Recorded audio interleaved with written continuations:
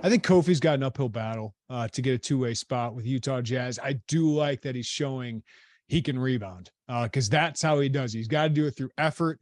I feel like, early on in summer league, I wanted to see him just run the court. Like that's how you are going to be in the league, is effort and rebounding and dominating on the interior. But because Illinois is now recruiting at a level that it is, and because it can now switch to a play style that I think will be better in the NCAA tournament, it feels like some people are, maybe it's a very small minority, but they're like, oh, it's better off without Kofi. That, oh, Kofi made it harder for everybody else.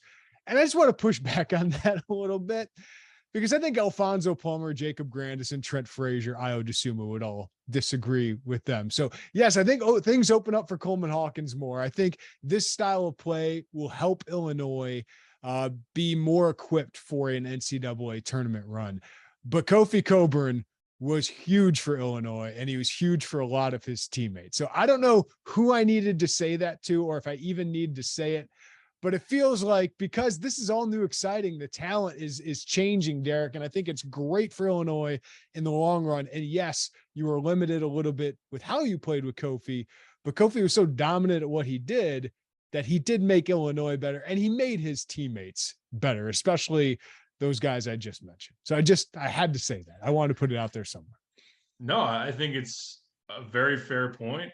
I think that it does need to be said, because I think some people get caught up in the excitement of the new and excitement of the new play style, which admittedly, yes, that is what is winning in the NCAA tournament a lot.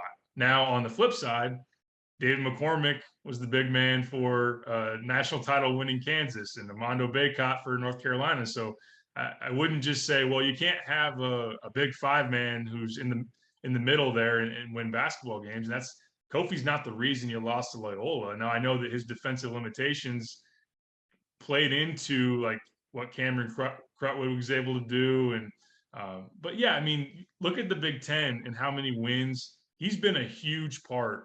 And respect to Io, but you could argue Kofi is just as big of a reason, if not maybe even a little bit bigger of a reason, why Illinois had this run of success in the Big Ten.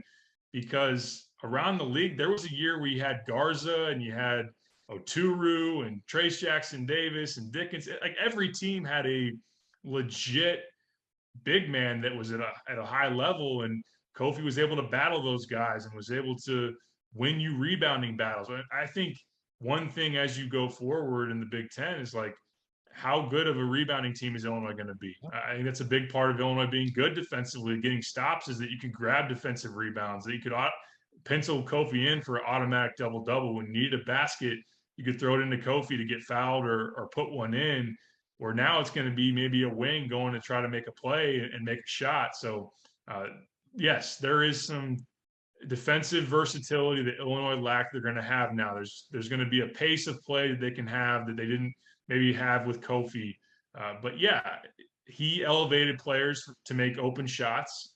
And let's be honest, there, he covered up a lot of issues yeah. of size that Illinois had. Like him playing drop coverage was good because Trent could play over screens, right? Like those guys could play that way, but he also covered up that, hey, those guys were afraid to drive because you had that big guy sitting there.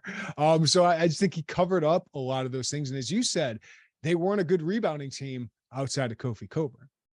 Right. Absolutely. So I think that, I mean, some people are just going to pinpoint the difference in play style, the difference in what this team's going to have versus Kofi is, well, there's no Kofi. Well, also, you don't have three guys on the perimeter that are 6'3" and below. Like that's another thing. Like having small guards was a limitation. Not being able to match up with Malachi Branham and Jaden Ivey and those type of guys is a big limitation as well. So yeah, Kofi didn't block a ton of shots, but he definitely altered a ton of them. And I think that when you had, I mean, the bruising big guys throw it on the block and have those guys bang against each other. I mean, Kofi there to hold his own, hold his ground, just be a mammoth presence was of great value, and it shouldn't be forgotten. And yeah, I think as far as the summer league goes, it hasn't been the most encouraging of signs as far as him sticking in the NBA. I thought last night, where he had 7 offensive rebounds and showed some